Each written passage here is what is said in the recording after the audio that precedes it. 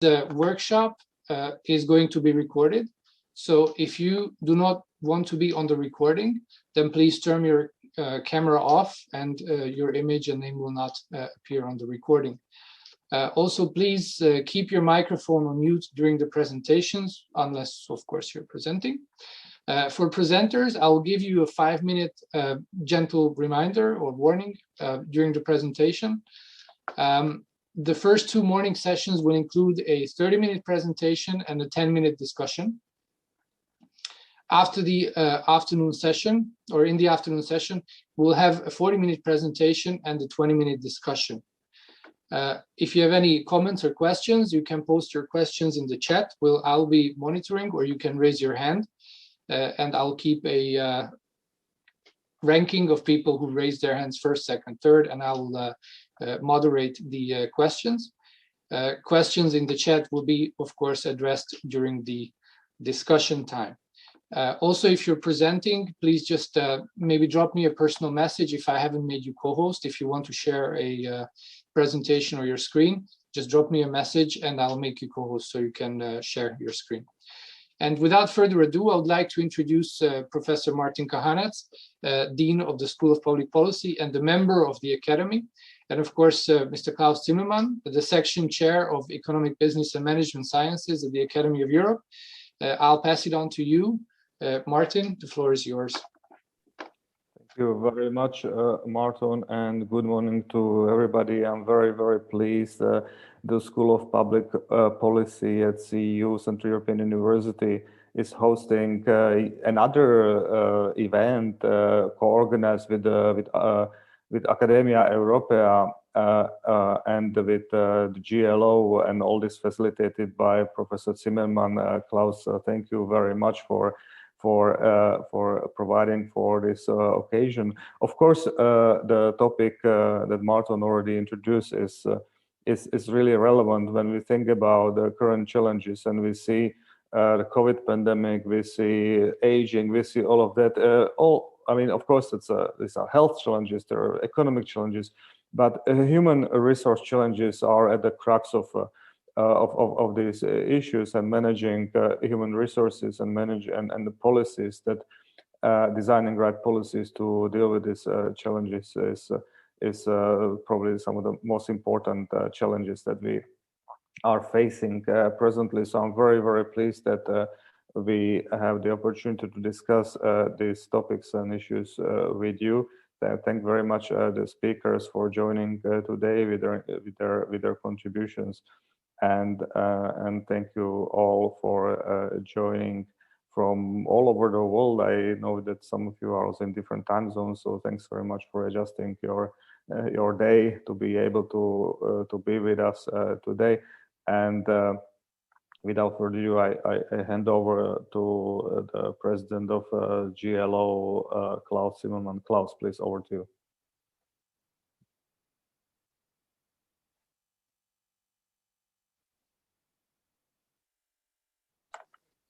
Klaus, maybe unmute yourself. Okay, sorry. I should be a Zoom veteran now, but there's always something fresh still when we do these things. So you should see now parts of my presentation.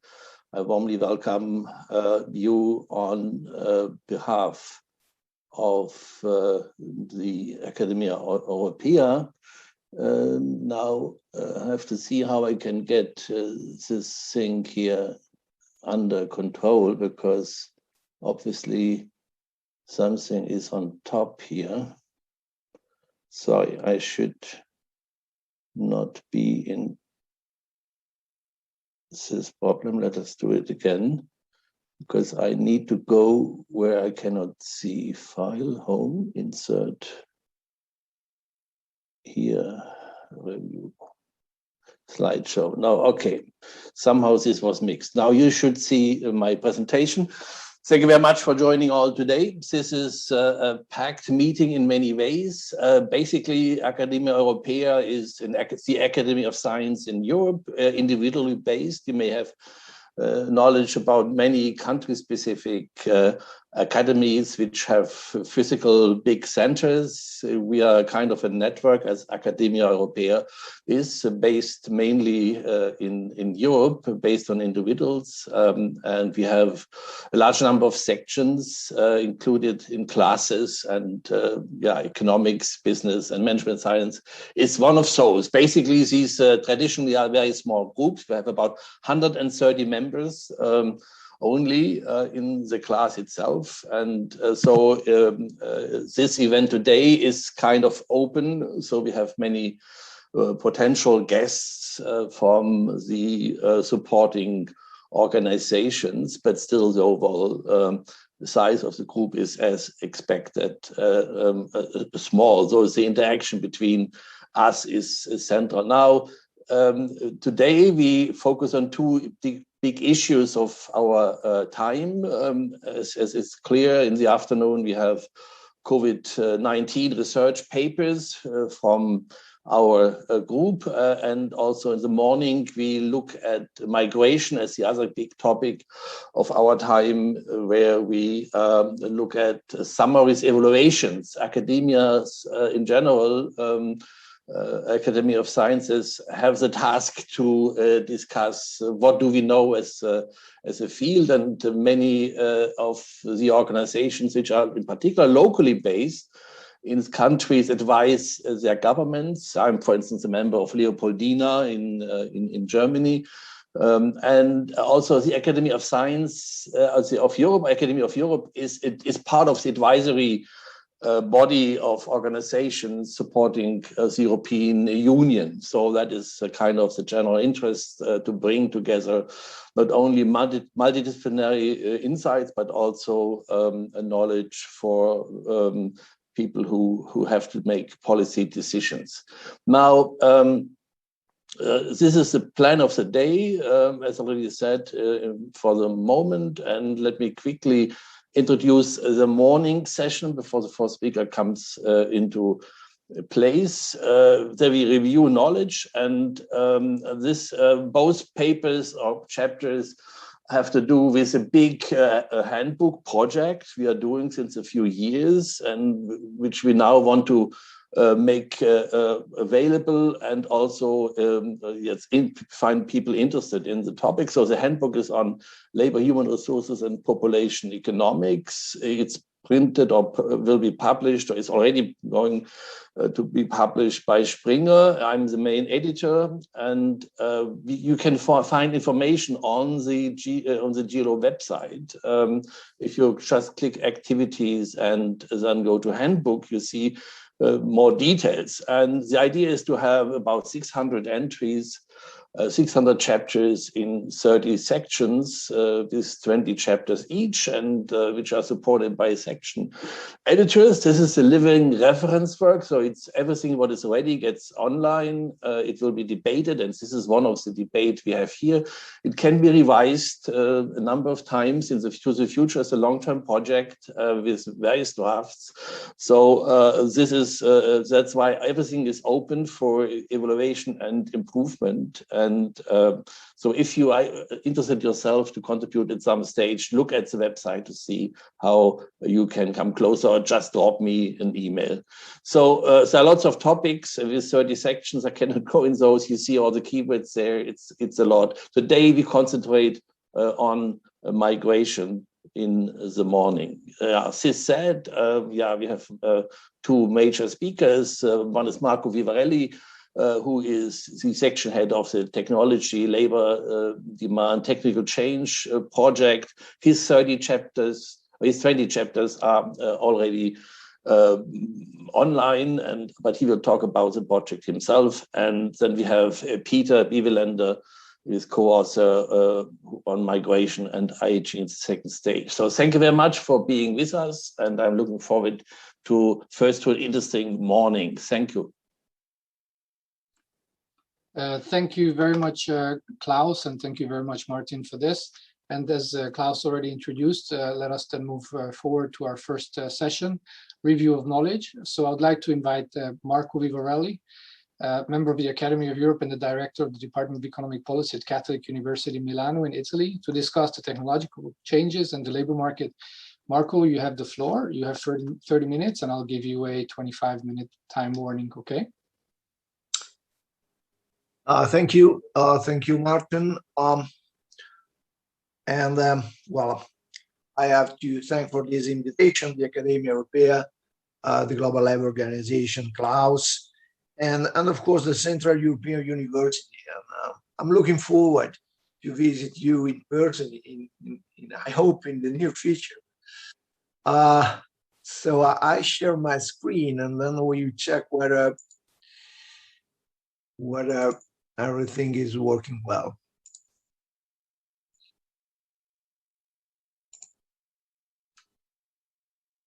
Okay. Can you see my PowerPoint, and can you hear me well? Okay, thank you very much. Thank you. So as Klaus made clear, this is a kind of presentation of a particular section of the very general project on human resource challenges.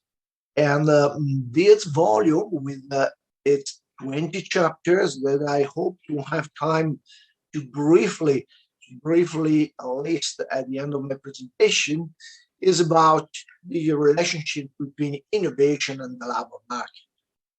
That's the main topic that is articulated different angles and different point of view. The purpose of this presentation is just to give you the flavor of the general framework of this volume. The starting point is the present concern about the possibility of a kind of new wave of technological employment. There's a lot of concern, particularly about artificial intelligence application like self-driving car or robots doing very, very cognitive or even creative tasks.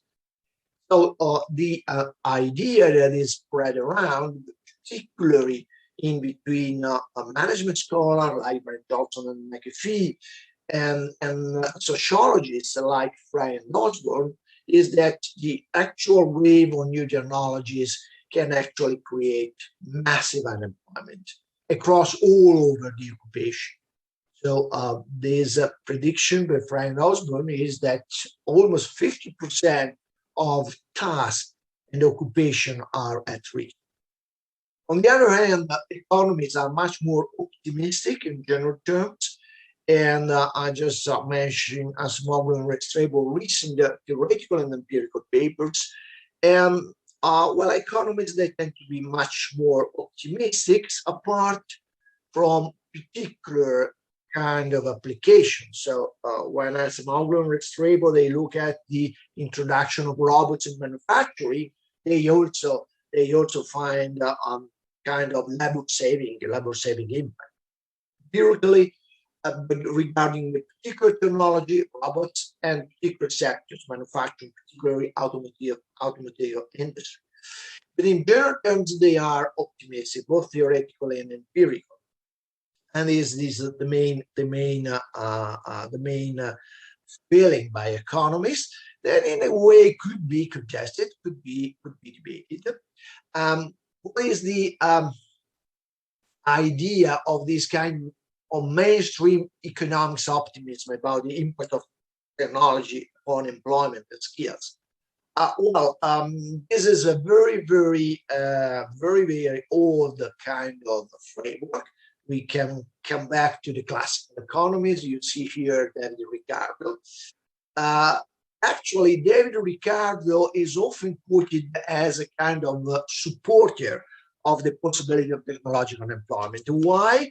Because at the end of his chapters, many years ago, he actually concluded that the idea of the workers, that at that time they were very negative against the machinery. You can see in the picture workers destroying textile machinery in Manchester at the time of the Ladit riot. Ricardo said that this kind of opinion was actually consistent with the principle of political economy. Actually, this is often overemphasized. David Ricardo, at the end of the day, was really optimistic and sharing the general view at that time that was very, very positive in terms of technological adoption. Just the idea was that, yes, it could be admitted that the very first effect is labor saving. So the direct effect is labor saving. But then if you believe in markets and prices, and in the middle and long term, everything is okay and full employment is. And this is actually the present view as well. I mean, conceptually, the idea of economists haven't changed so much in almost well, in actually 200 years. So which is the idea from, say, to Ludwig Sell at the beginning of the last century, all along the neoclassical tradition, John Hicks, and more recently, Asimov, Restrepo, and current debate. This is the general framework that is discussed in details in different chapters in the volume, and is actually informing at least the first section of the volume, the first bunch of chapters. And then, of course, discussed in a different way and with different empirical kind of estimation at the macro level, at the sectoral level, and the micro or firm level. Anyway, the general framework for an economy is that, yes, you have a direct labor saving effect, but if you are a true believer in markets and prices and kind of adjustments in the markets, you will have a compensation in the long terms. Why? Through different channels. First, channels. If robots actually substitute labor downstream, upstream in the capital goods sectors, you may have a compensation because you need workers to build up the new robots. If you are in a kind of a perfect competition environment, assuming perfect competition, technological change, labor-saving technological change is actually moving your average cost down. So in competition, prices are going down, demand is going up, production is going up, and the demand for labor is going up. So through this kind of mechanism that we can call via decreasing prices, you may have a compensation in terms of employment. If you are in a situation where there is imperfect competition, so in a kind of oligopolistic structure, well, you have a different challenge. That means that at least part of the rent associated to technological change doesn't go in favor of consumers, so you have increasing profitability, but these additional profits are actually invested, and so you have again an increase in demand, an increase in output, and an increase in labor demands. Finally, and this is the traditional point of view of labor economists, if you still have some kind of unemployment due to technological change, you have a tendency of real wages to go down, and so you have an increase in labor demand. You go down to the labor demand scale, and you have an increase in employment. At the end of the day, true believers in the markets, they actually are very, very optimistic. And actually, Ricardo and other classical economists, they were also in this view. Ricardo was particularly supporting the mechanism via new profits. But again, if you read the American Economic Review, a Journal Economic Perspective summary of their model by Asimov and Restrepo, and these are papers published 3 years ago, you really find the same conceptual framework, exactly the same. We don't have time today, but I can even quote different citation from those papers to show you that this is the reference point. This is also the reference point of the handbook from a critical point. And here, what you have is Chris Freeman, the father of the economics of innovation, if you like, that was very critical about this kind of general equilibrium framework, saying that you can conclude that technological unemployment is just temporary unemployment only if labor capital markets are actually working efficiently. We have no problems on the markets, no attrition, no expectation, no rigidities. Yes, you have a full employment. But of course, in the reality, what you have is non-competitive markets, price rigidity, pessimistic expectation. And so all the mechanisms we have discussed may have serious problems that are often neglected by most of economists and most of labor economists. And here you have some, well, you have here Karl Marx, because Karl Marx was one of the first critical point of view in the classical period. But now, of course, we can be much more analytical in terms of this kind of critique. So the four mechanisms you see here, these four mechanisms are often quoted in many chapters in the handbook, and these are the critique. So if robots substitute workers downstream, you may have a compensation in robot production, in the production of robots. But of course, in order to be profitable, this kind of substitution of workers downstream should be wider, should be larger than the workers that you need upstream. Otherwise, you don't have any cost reduction. Second, process innovation is actually diffused in the capital goods sector as well. So at the moment, robots are actually produced by other robots. So you have a kind of chicken and egg kind of issue. Finally, most important, most of innovation, labor-saving innovation, is introduced to scrapping, substitution investment.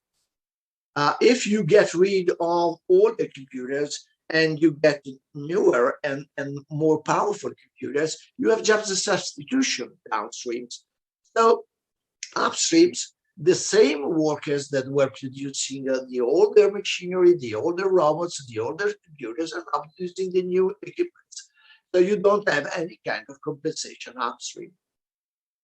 More analytically, if you look at demand, that is the second mechanism. If you look at demand, the very first effect you have to take into account, that is actually a decrease in demand. Why? Because you have the labor-saving direct effect. So you have workers that are now unemployed, and these workers are also consumers. So the first movement you have is the aggregate demand going to the left. And then if prices are going down, you go down to the demand curve. But of course, you have to compare it to econometrically estimates which of the two effects is dominant, whether the shift in demand or going down along the demand. And of course, a key parameter to estimate is the demand elasticity. Finally, prices going down after Keynes, we don't believe anymore in CLO, and prices going down is not, by definition, is not automatically means that output is going up. It depends. It depends. If you look at the current time, mortgages are going down, but the housing market is not going up because expectations are very, very negative and very, very pessimistic. So you have price going down and demand that is actually stagnant. Same if you look at the business-to-business relationships. After the quantitative easing at the European level, we have a real rate of interest that are even negative, but the investments in Europe are not going up. So the idea that price is going down and output and production and labor is going up, well, it's actually dependent on the expectation and the general business climate. This, of course, is a fortiori true for the mechanism via new profits, new investments, and increasing demands. Profitability is a necessary condition for investment, but it's not sufficient. You have to take into account animal spirits. After case, we have to remember that if expectations are gloomy, are negative, you can hoard your profitability. You can buy a yacht. You can invest in financial assets. So the idea that increasing profitability automatically increase demand is again debatable. And finally, wages going down on the one hand could be good for employment, but on the other hand could be bad, and we can see this in details. This is a volume particularly devoted to labor economy, so this could be worth to zoom later. What you have is the typical way labor economists look at the problem. You have a demand for labor, you have a supply for labor in the optimal comparison in between free time and jobs and labor. You have a kind of wages that is actually too high for the equilibrium. So the idea of labor economists is decreasing price, decreasing wages in order to approach the equilibrium. And this could be also the case of possible technological unemployment. If you have technological unemployment, you can actually have a kind of decrease in nominal wages in order that real wages going down, and you approach the equilibrium from A to B. This is the idea. If you look at demand for labor, that is just dependent on real wages. But if you take into account income expectation, demand expectation, well, the possible impact of technological unemployment is actually a shift of the demand for labor to the left. And so you have to compare the two movements. In this case, the shift to the left due to the fact that people unemployment, because of technical change, actually have their purchasing power that is annihilated, that is zero. And so this is moving the expectation to the left and the demand for labor to the left. In this case, even if you have a decrease in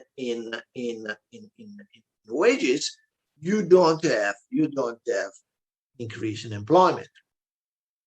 So you go in point C, where wages are even more even smaller, but still you don't have any kind of compensation. Why?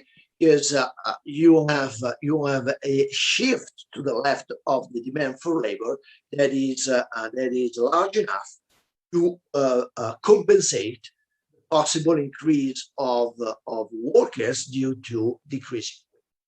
Well, this is a particular example. Everything has to be estimated and to see which of the two effects is dominating. Why? Well, all these kind of mechanisms, they can work. I'm not saying that they are not working. They can work, but they can have serious problems. And everything has to be estimated in terms of demand elasticity, in terms of labor demand elasticity, in terms of labor capital elasticity of substitution. Actually, the main compensation mechanism, if we call compensation mechanism, is actually another kind of innovation. That is product innovation. Here you have Schumpeter. So the real way to look at the relationship in between innovation and employment is to see process innovation with all the compensation mechanisms that anyway may have serious problems in evolving. But on the other hand, you have the other side of the coin, that the product innovation. And product innovation is basically labor friendly. And this was admitted even by Karl Marx, that was very, very critical about the compensation theory. So you have to change the point of view. And if you move to the economics of innovation literature, you see that more than in compensation and prices and relative prices, the possible optimistic opinion can be based on this alternative way of innovation, that is product innovation. There are of course, some ages where process innovation are dominating, and some ways where product innovation actually dominates. And if such is the case, you can be much more optimistic in terms of labor impact. Not too much, because of course you have problems even in the product innovation. Particularly, you have to compare the welfare effect, the fact that a new product is obviously opening up new and emerging sectors, new possibilities of employment, and so on and so forth, with the substitution effect. If we talk about the automobile, of course, the welfare effect was huge, and the substitution effects in terms of carriages and horses and the people actually dealing with carriages, it was very tiny. So that was booming in terms of employment. If you talk about other kind of new product, like for instance Spotify is actually substituting CD that are actually substituting vinyl. So in the music industry, this kind of product innovation is not so employment friendly. In general terms, new product and the product innovation is actually labor friendly. So the basic idea in terms of the overall employment impact is to see process and product innovation and the balance in between the two, and the possible compensation mechanism and the possible attrition and problems they have. Of course, the quantitative impact can actually have a kind of qualitative aspect that should be emphasized. What you have is not only labor saving effect, but skill bias labor saving effect. And here you can see in this very, very simple graph. Here you have the unskilled labor. Here you have the skill labor. And here you have the initial steady states. So if we move from equilibrium E0, and this is a full employment equilibrium, where all the skilled, all the unskilled are fully employed, then you have a technological shock, process innovation, labor-saving process innovation, that is also skill bias. If you have this kind of shock, you move from E0 to E.0, the blue point here, where you have at the same times labor-saving and skill bias. And so you need these unskilled people and these skilled people, and you are now on this new isocline. And of course, the the skilled unskilled ratio, the skill and skill ratio, that is this slope, is going upward. You have an increase in the skill and skill because technological change is skill bias. That is the case. That is the case. You are here. And if you have full compensation, so imagine that we are not critical, we are true believers in the markets, everything is going well, all the compensation mechanisms are working well. Well, even in this case, you have a kind of ceiling. You have an upper bound, because you can jump from the blue to the red equilibrium. You can go to E1 dot.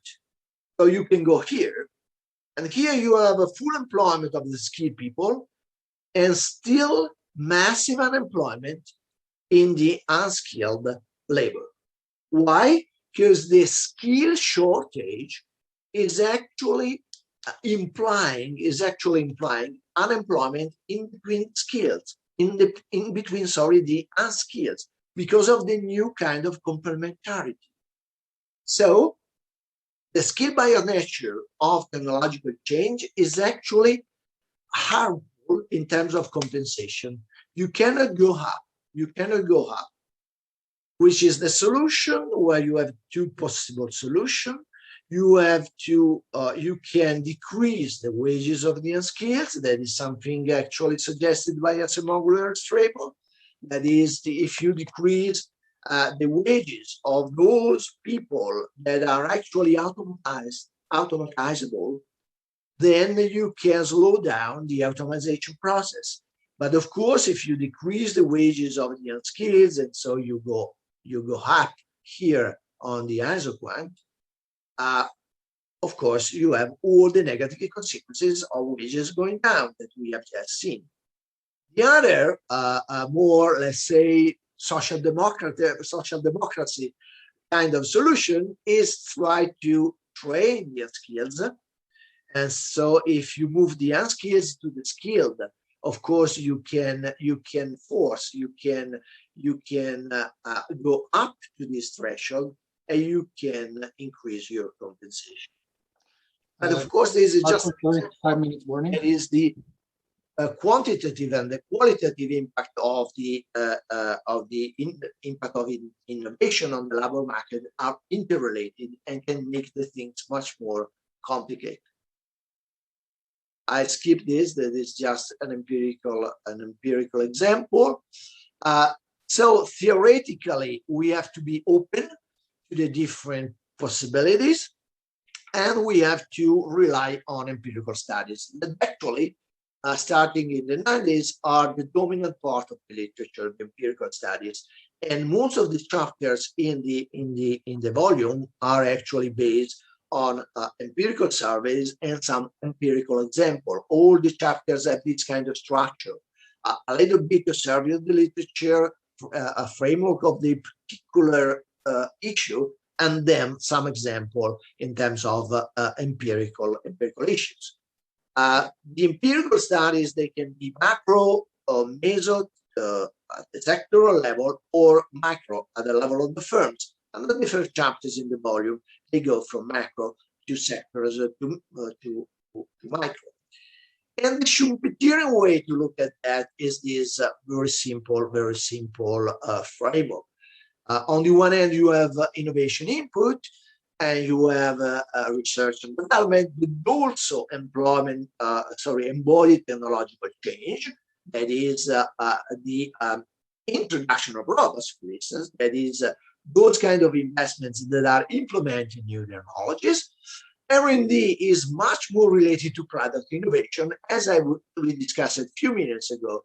This is actually more related to job creation. On the other hand, you have to take into account and to estimate embodied technological change. For instance, the community innovation surveys actually have some question about the innovative expenditure in new machinery, new devices. This is exactly what they call embodied technological change. And this is also discussed in different chapters. What we have is process innovation that are basic job labor saving.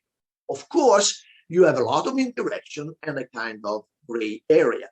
And this is something that is investigated in my studies that are briefly listed here and in the different chapters. Policy implication. If we take stock of the knowledge that you can find in the volume, these are the possible conclusion and policy implication. On the one hand, what you have is a lot of empirical studies that using R&D and patents, they actually found at the end of the day a positive impact of innovation on employment. So at the end of the day, compensation and market compensation together with product innovation, this seems to work in terms of employment impact. Anyway, this overall impact is very, very small. That is an elasticity less than 1%. That means that if you double your innovation expenditure, your employment is just increasing a bit, 1%. And this kind of positive employment impact, it seems to be concentrated in high-tech sectors and due to product innovation. while in other kind of sectors, traditional sectors, manufacturing sectors, sectors where SMEs are dominant, you may have actually a final outcome that is actually implying technological employment. So you have to think about possible safety nets and welfare policy. This is the 1 minute reminder. Yeah, good. So I actually finished my presentation, but I just share for a couple of minutes, so if I may, the outline of the volume. So the volume is one of the 20 volumes coordinated by Klaus in this kind of huge editorial effort. Fortunately enough, we have all the chapters available. Probably just one is in production, but I mean, it will be available in a few days' time. And as you see from this updated table of content, we start from a kind of 3 chapters where what we discussed today in my presentation is exactly, if you like, the basis, the framework of these 3 chapters that are actually giving the overall view in terms of employment impact of technology. Then you have some chapters, this one, the 4 chapters in between chapter 4 and chapter 7, that are more focusing on recent digital and robotics kind of innovation. So they are zooming on the robotization and on the debate that we just mentioned at the very beginning of my presentation today. Then we have a couple of chapters that are more specific and looking at the business cycle and the very micro and firm level evidences. Then we move in the volume to the skillage. So starting from what we briefly discussed a few minutes ago, we try to disentangle this literature. And in this chapter by Nathalie Grenan, Biaggi, and Dick Meisner, we look at the demand for labor qualified by different skills and different occupation, and how are the forecasting scenario in the future. The final part of the volume is devoted to a particular issue. For instance, a platform economy and platform work, where of course you may have labor saving and skill biotechnological change, but in a very, very specific and particular and a new, in a way, a new kind of situation, that is the platform workers. Here you have a chapters linking this kind of issue to entrepreneurship. Here you have a chapter that is more historical. So here we have the history, and here we have the future in terms of a theoretical model. And finally, the very last chapters are more open to the international economies and the developing world. Of course, in developing countries, all these kind of issues should be useful in a way. They can be a framework, but should be specified in the context of developing countries, where, for instance, informal economy is very important.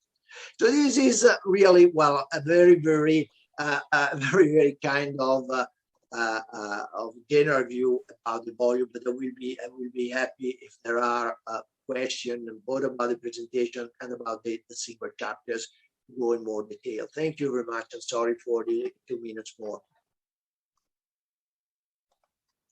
Thank you very much, Marco, for your very exciting presentation on review of knowledge and labor and robotics. I would invite anyone who has any questions to this topic there is one particular question from Nick that I see in the chat. Nick is asking if he's asking the employment growth in personal coaches, for example, yoga teachers, is a result of technical change because technology increases real wages and consumers spend this income according to their preferences, for example, on yoga sessions. Do you agree with this, Marco? Is this compensation channel accounted for current econometric studies? Sorry. I would tend to agree. In a very recent papers that we just published as a working paper in the Global Labor Organization series, and the title is something about, oh well, I can share the is still my screen shared. No, yes, your screen is shared, but you just took off the presentation, so you have to reintroduce the presentation. So I can share this working paper, at least the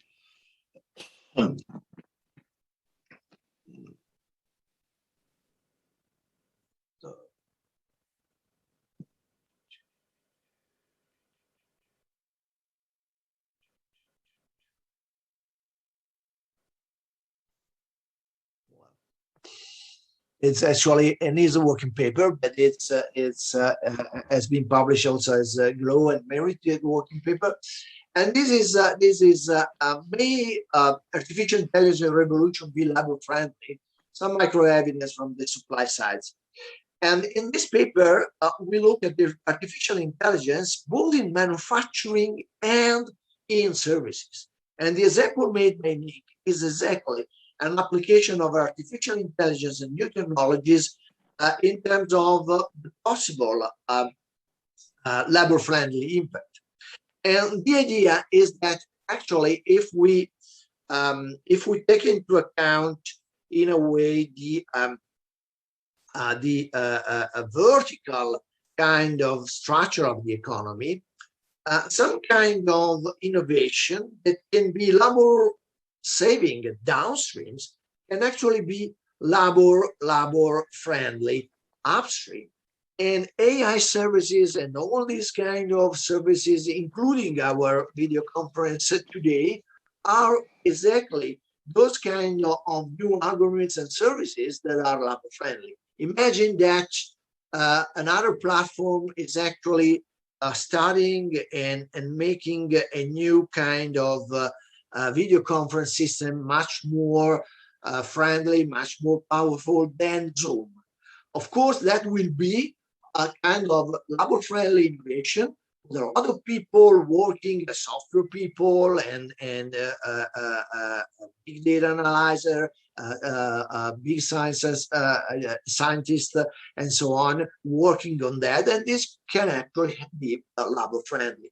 So I tend to agree, and I see this as an example of new products in services, and particularly in AI. Thank you. There are 3 more questions, and we have a little bit of time, so I don't want to be too strict on this one. The question was, one of them was from Klaus, and he asks, why are the debates in history so repetitive? End of labor is ahead, while it does not show up in practice. Well,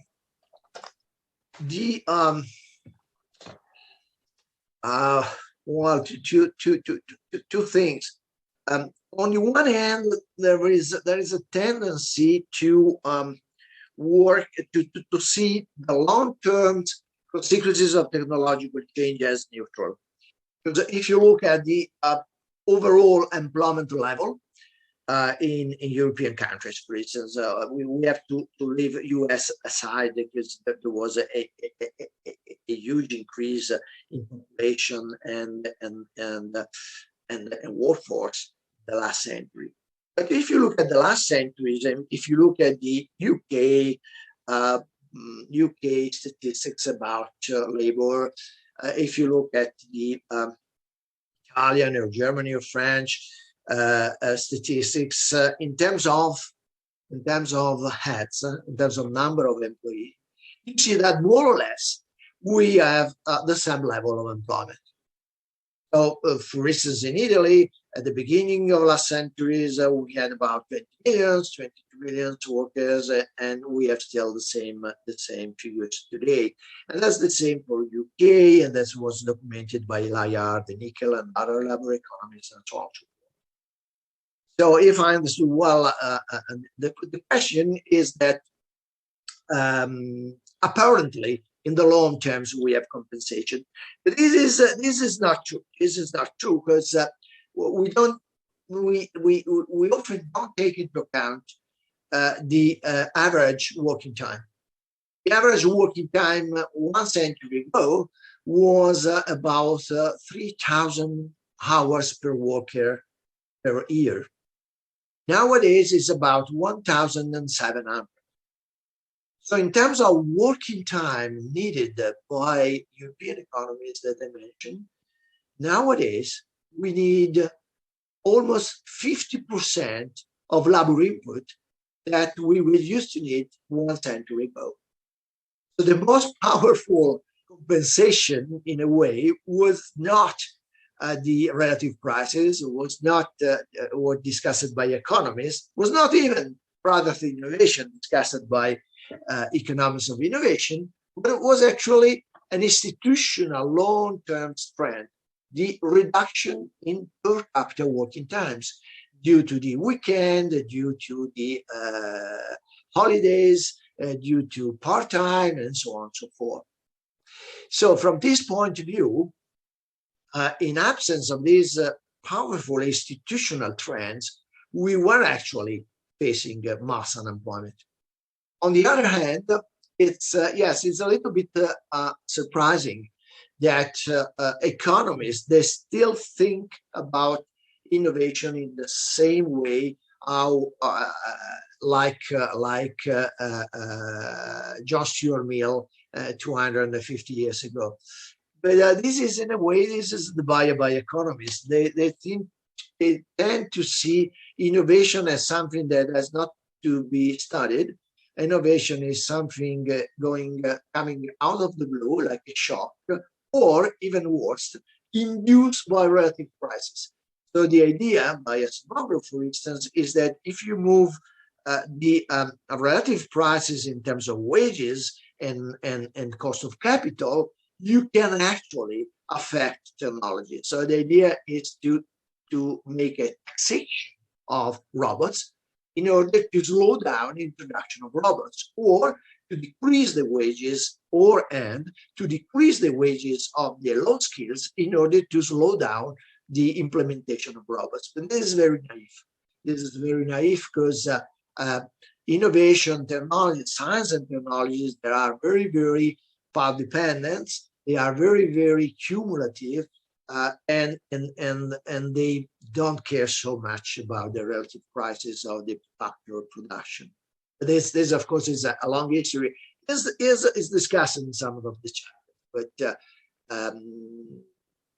but that's the point. So this kind of induced bias approach, that again, it could be a role, but of course this kind of role of relative prices of capital and labor has to be contrasted and has to be taken into account jointly with the technological push, in a way. And this is also an historical debate, but it's still important to be. Thank you very much. There are 3 more questions, and I'm slightly hesitant because we have a bit of a time constraint. But let's look at the 2 questions. I think they perhaps overlap a little bit. There was one question whether there are any chapters in the volume focusing on the policy implications, which I think is a very interesting approach to this, and perhaps you can spend a couple of words on this one. And the other one is any evidence, empirical evidence, on the effect of green innovations on the level of employment, unemployment. I can start from the last one. Okay, no. Now I see in the chat. So I actually I actually disconnected my screen. It's okay. You now see my face, not the. It's correct. Yeah, we can only see you. But yeah, if you can just very brief responses. Okay. Yeah. So yes, there are chapters with policy implication. In principle, all the chapters, they have at the end some kind of general discussion and some kind of policy implication on the specific issues of the single chapters. About green innovation, I'm not an expert because I'm not in this kind of ecological economics, but I'm an informed reader. And as an informed reader, most of the literature in green economics is actually showing that possible labor-friendly impact of innovation is significantly larger for green technologies rather than new products in other fields.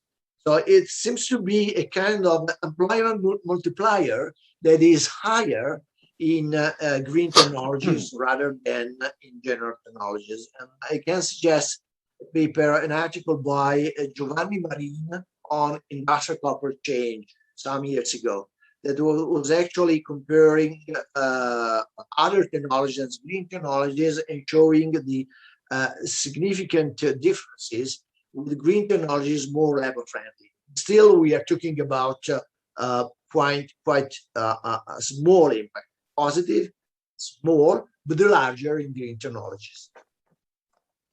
Thank you very much, Marco. The last remaining question, if you can answer afterwards in the chat, that will be perfect. This was a very interesting presentation. Thank you very much again for this. And for our second presentation today on migration and aging, I pass on to Pietro Bellavander, member of the Academy of Europe and director and professor at Malmö Institute for Studies of Migration, Diversity and Welfare at Malmö University, and of course to Professor Hao-Dong Cui. So the floor is yours. You have 40 minutes, and I'll give you a 5-minute reminder.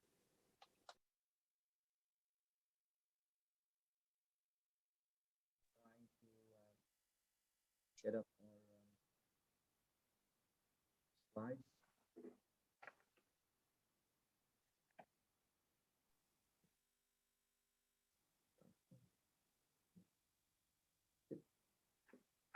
Thank you very much. So first thing, thank you the organizers for inviting us to. We don't hear very well. We don't hear you very well. Okay. Better. Yeah. Better. Thanks. Yes. Thank you very much. So thank you the organizers for inviting us to represent our handbook chapter. As you see, it's written together with my colleague Hao-Dong Cui, and we call it, for now, Immigration and the Generational Economy, Experience of the Swedish Welfare State. And just to connect it to the former speaker when he talks about innovations, and I mean, the pension system in many developed countries has led to that we actually now are working less, which also makes it a lot of people are, I mean, the growing aging of individuals, that at least in the European case, has led to almost 1/3 of the population are having pensions now, and this is going to be a burden for the fiscal effects, and that's why we want to take this up in our this paper. So if we look at that, we see that we have fewer workers and more elderly, and how are we going to take account of this? And we see it as a fiscal challenge that we want to study in Sweden as a case here. As you know, this has then socioeconomic effects of on societies, and this then also, when we come in as migration scholars, is to see how migration can possibly alleviate this changing situation. But of course, migrants have skills, and they have human capital. They are selected, and there can also be a remigration, and this is going to affect the possible effect of their contribution to alleviate the situation of the aging population, especially when it comes to immigrants' abilities and skills. It could constitute an important source of human capital for an aging society. However, the extent to which there is a de facto benefit of immigrants, of human capital, is uncertain. It could be due to the skills they have, of course, but it could also be due to that they don't get into the labor market due to discrimination. So, and if they have lack of social networks and social capital, the time to get into the labor market will actually be a burden instead of that it alleviates the contribution to the welfare state. Also, we see that there is a selectivity of immigrants. Labor migrants do pretty well most of the time and contribute directly to the fiscal and the welfare state. But when it comes to family reunion migrants and even forced migrants, this takes time before these individuals are into the labor market, and it could be that that the effects are larger actually than they contribute. And of course, finally, remigration patterns could be important. For some people have a time horizon that they're only short in the country and will contribute directly to the welfare state, where others are staying and move when they get into the pension, and probably also have the possibility to bring the pension back to the countries where they come from. Secondly, we also look at in the second generation. So, and this is again, to what extent these individuals are contributing to the welfare state or to the to alleviate the aging societies, depends again on to what extent the parents' human capital and how it is transferred to these individuals. And of course, also other factors are important, to what extent these individuals can contribute or will contribute to the fiscal situation of welfare states, and alleviates then the situation when it comes to an aging population. So Dong will take over now and explain the empirical part of our handbook chapter. Thanks, Peter. Hello, everyone. I'm Dong. So I'm gonna present some findings, preliminary findings in this chapter that we just submitted a few months ago.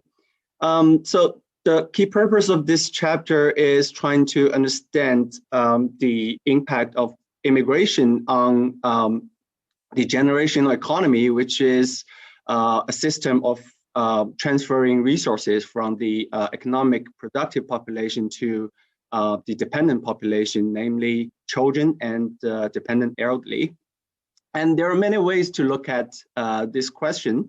But in this chapter, we focus on two perspectives. The first is a demographic perspective. So we want to see and demonstrate how immigration may affect the population age structure of the hosting country. And the second perspective is the economic perspective. In there, we want to not only look at the pure demographic facts of immigration, we also want to interact that demographic effects with the economic impact, namely the immigrants' economic life cycle. So in this talk, we will compare these two perspectives in terms of migration and aging. And we will also present some empirical evidence based on the Swedish data. And finally, we will discuss some possible avenues for future research on this topic. Let me start with introducing a indicator which is called demographic dependency ratio. This is a very well-known indicator, shows the extent to which a country has aging population or not. So the dependency ratio measures the relative size of the non-productive population, which is essentially the children and the number of elderly, to the size of productive population, mainly the population at prime working age between age 20 and 60 or 65. So this indicator essentially measures the per worker cost of supporting a given number of dependent persons. So if the dependency ratio increases, it will have some economic consequence. For instance, it could put pressure on the pension system, on the taxation, as well as other transfer system, welfare transfer system. But then the question is, because immigrants tend to be young, most immigrants tend to arrive in the host country at their prime working age. So the question is, can injection of immigrants lower the demographic dependency ratio and hence alleviate some problems that population aging has on the generational economy? So this is the evidence, empirical evidence from Sweden. We calculated the dependency ratio for the native-born Swedish, as well as for immigrants and their descendants. And what we see here is, if we look at the total dependency ratio, which includes both young and old population, it follows a somewhat declining trend. I'm sorry, just to interrupt you, the PowerPoint is not moving, so we're seeing the same introduction page as you shared at the beginning. Yeah, now it is. Is it moving now? Yeah, it seems that we see slide number 5. Okay, so okay, it didn't miss any important stuff before, but so this figure shows the dependency ratio by native-born Swedes as well as immigrants and their children. So if we look at the total dependency ratio, which is the panel on the very right, the dependency ratio for the native-born Swedes follow a downward trend, and for immigrants and their children, of course, the dependency ratio is much lower, but it's slightly increased. But then if we break down this dependency ratio into young and old population, what we see for the native-born Swedes is that the dependency ratio follows a downward trend, quite noticeable downward trend for the young population. That's mainly related to declining fertility. But for the older population, we see that there's kind of a reversal going on around year 2006 or 7. So it was initially gradually declining and then reversed, gradually increasing. This is essentially the population aging effect. And if we look at the immigrants and their children, we can see that for the second generation immigrants, basically the old age dependency is pretty flat. Obviously, not many immigrant children has reached older age, but the younger age dependency ratio of these immigrant children is increasing over time. That also has something to do with immigrants' higher fertility. Then if we look at the first generation immigrants, still the dependency ratio is growing over time, but then the growth is somewhat accelerated around between year 2013 and 15. And if we look at the very left panel here, it's somewhat is driven by the younger age immigrant population, and that has something to do with the refugee influx during this period. Then we want to know a little bit about the effects of immigration on this demographic dependency ratio. And so we did some very simple counterfactual calculations. We simulate a simple dependency ratio over time by removing all first-generation immigrants as well as their children and compare that with the observed pattern. And what we can see is that indeed, if so in the scenario, if there's no immigration at all, the total dependency ratio would have been higher than what's being observed, as shown in the lighter color line. So that indicates a positive effect of immigration on, well, essentially it indicates that immigration actually lowers the average age of the population or lowers the demographic dependency ratio. But then if we break that down into young and old population, what we can see is that immigration actually has a stronger effect on the old age dependency,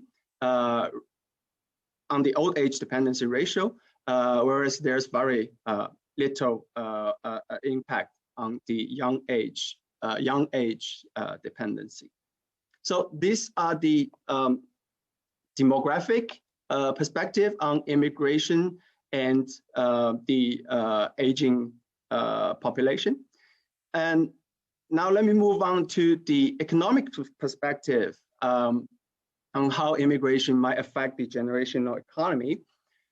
So there's another indicator in the literature which is called the economic dependency ratio, which is perhaps a little bit less well known. It is an indicator developed in a project called National Transfer Accounts, led by Ron Lee and Andrew Mason. So in this project, what NTA was trying to do is trying to measure the relatives, instead of measuring the relative size of the dependent population to the economic productive population, in NTA framework, we're trying to measure the relative size of the deficits, the life cycle deficits to the life cycle income or life cycle production. So essentially, this indicator measures the per income cost of supporting a dependent person's deficits. To give an example, if this indicator has a value of 0.25, it means that every dollar that an average person produces would a quarter of this income would need to be reallocated in order to finance the deficits of the dependent population, children or dependent elderly. So the same question, can immigration lower this indicator so that immigration can kind of alleviate some problems that the the population aging poses on the generational economy? But sorry, the answer to we still see the same slide number 5. I don't know if this is still the slide or you have. Is it working now? No, still number 5.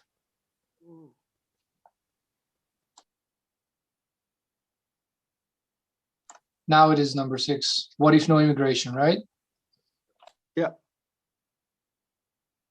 Yeah, so this I just explained that from demographic perspective, as we can see from this figure, is that immigration can have an impact on the population age structure, which actually lowers the demographic dependency ratio. And then, so yeah, so now we introduce another indicator, economic dependency ratio. We ask the same question, whether immigration can have an impact on that.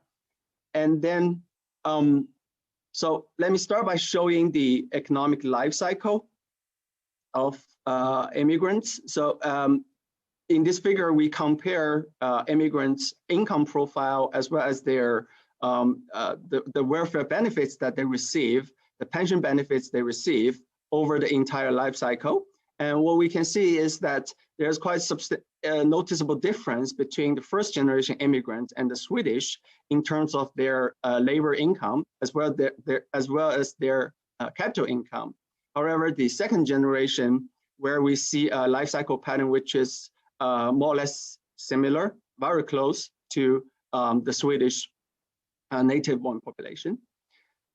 So, and then if we break down these economic life cycles into private and public sector. So in the private sector, immigrants will have their disposable income, which is the after-tax income, and compared to the private consumption that they have over the entire life cycle. And when we see that for the native-born, there's a certain part of the life cycle where the income exceeds their consumption. So there's part of the life cycle that you can kind of accumulate some savings or some wealth. Wherever if you are young or old, you tend to have some deficits. But for immigrants, first generation immigrants, there's quite a contrasting pattern here. That is, immigrants essentially have a lower income compared to their level of consumption pretty much throughout the entire life cycle. And if we move on to the public sector, this is basically the net transfer. So it's the tax contribution minus the benefits that people receive from the public finance system. And if we look at this, we see that again for the Swedish native-born. Sorry, Aldon, I can't interfere. The slides are still on number 6. It seems that yeah, probably you see that you have stepped forward, but on the screen here. So I'm gonna stay on like this. I'm not gonna move on to the full screen slides. So in this figure, what we see again is that the Swedes tend to have a part of their life cycle tend to have a positive contribution to the public finance system, and this contribution also exceeds the level of public consumption. Public consumption includes healthcare expenditure, education, as well as defense stuff. But for immigrants, basically, first generation immigrants, what we can see is there is some part of positive contribution during the prime working age, but this contribution never exceeds the level of public consumption. And then the middle panel in this figure, we see the pattern for immigrant children, and their pattern is again more or less the same as the Swedish native-born. And then if we calculate the difference between the consumption and the income, we can derive the deficits, life cycle deficits. And what we can see from this figure is that this perhaps is a very unique situation in Sweden.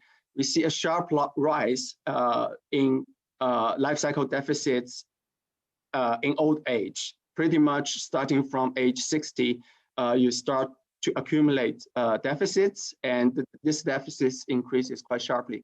This pattern is quite similar to the US, but a fundamental difference here is that most life cycle deficits in the US is channeled through the private sector, but here these deficits are mainly financed by the public sector. So from previous figures, what we see is that there's quite substantial difference in terms of the economic life cycle between the first generation immigrants and the native-born Swedes.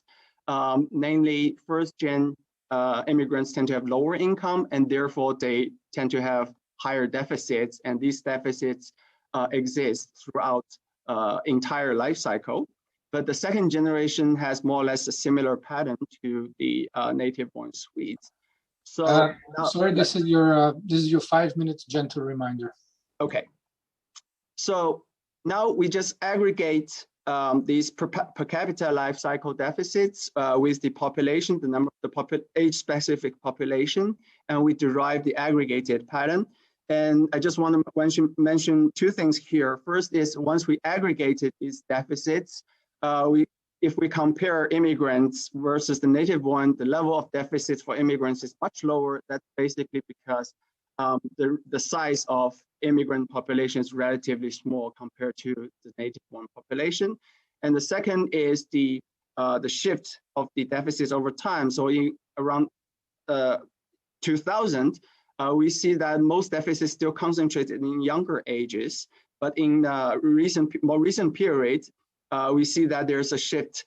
The concentration of the deficits kind of shifted from the younger age to older age, and that also again reflect the population aging. So we did again some counterfactual analysis, very simple counterfactual analysis. So we calculated the economic dependency ratio as observed and compare with the counterfactual scenario that what if there's no immigrants and hence no immigrant children. And we see that immigration actually increased the total dependency ratio.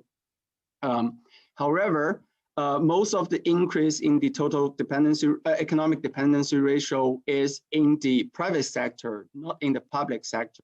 So in other words, that even though immigrants tend to have large deficits, these deficits are mainly in the private sector. And therefore, the fiscal impact of immigration tend to be small, which is a consistent finding with many others, many previous findings in the literature. So another important point that we would like to say from our analysis is clearly there's a difference in demographic perspective versus the economic perspective on the impact of immigration on the generation economy. Particularly, immigration lowers the demographic dependency ratio, but it increases the economic dependency ratio. So obviously, our analysis is very simple. It carries a lot of strong assumptions. For instance, everything in the model, in the analysis we look at, we assume that they are exogenous. And because these strong assumptions, we cannot simulate the long-term effects of immigration on the generation economy.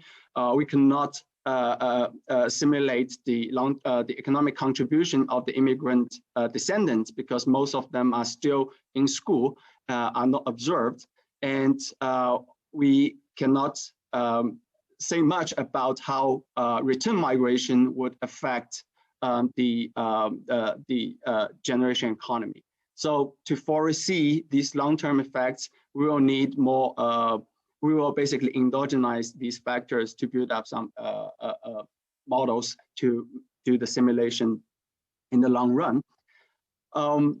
Some thoughts about the future research. As we see from this analysis is that the large deficits is actually accumulated in immigrant households. And so the question becomes how to reduce immigrants' private life deficits, because this comes to the question related to socioeconomic inequality as well as the well-being of immigrant population. Whether migration policy can be adjusted towards more skill-based selective policy, or whether to what extent integration policy can help to solve this problem. And also, obviously, COVID has a huge direct impact on immigrant population in terms of health. We know that foreign-born population tend to have, at least in Sweden, tend to have higher infection rates, higher mortality rate. Something may be related to their socioeconomic status, but might also be related to their housing situation. And also, immigrants tend to engage in the sectors where perhaps more service-oriented. They also hit particularly hard in the labor market. But some other indirect impact could forthcoming in the coming years, such as inflation, the expansion of the money supply, which could possibly lead to increase in consumer price as well as asset price and housing price. And we know that immigrants tend to hold less assets. and also they tend to own, there's a lower share of immigrant population have home ownership. So how that would affect their life cycle deficits, the consumption patterns, and as well as their income would be some important questions to address in the future. Thank you very much. Thank you very much, Hao Dong, for this presentation, and sorry for interrupting you a couple of times. We perhaps just one time for one brief question, and then we have a lunch break. So I see one question from Ionis, and she's asking, could you please explain the distinction between private and public sector? So if you can just go in very briefly so that we don't take too much time off the lunch break, I would appreciate, and then we go for a break. Yeah, so private deficit is just the difference between private consumption and the disposable income. So that private consumption refers to anything you buy goods and services from the market. If a child goes to private school, then you of course pay the private education, and public deficits is the difference between public consumption and the net transfer. So first, the net transfer is how much tax contribution you make minus the benefits you receive, the welfare benefits, the housing allowance, or other sorts of benefits that you take out from the public system. And then the public consumption part is for instance, elderly care and health expenditure in Sweden is fully financed through the public system. So this sharp rise in the public consumption reflects this type of expenditure. Thank you very much for this and for the brief answer. Very much appreciate the presentation and the question as well. Now we have a 30-minute lunch break, and this is like 28 minutes right now. Please be so kind to return at 1 p.m. You can leave the call on, just turn off your camera and your microphone, and you can leave the call on, of course. And I'm very much looking forward to have you back at 1 p.m. sharp. Bon appetit, enjoy your lunch. Thank you. Bye.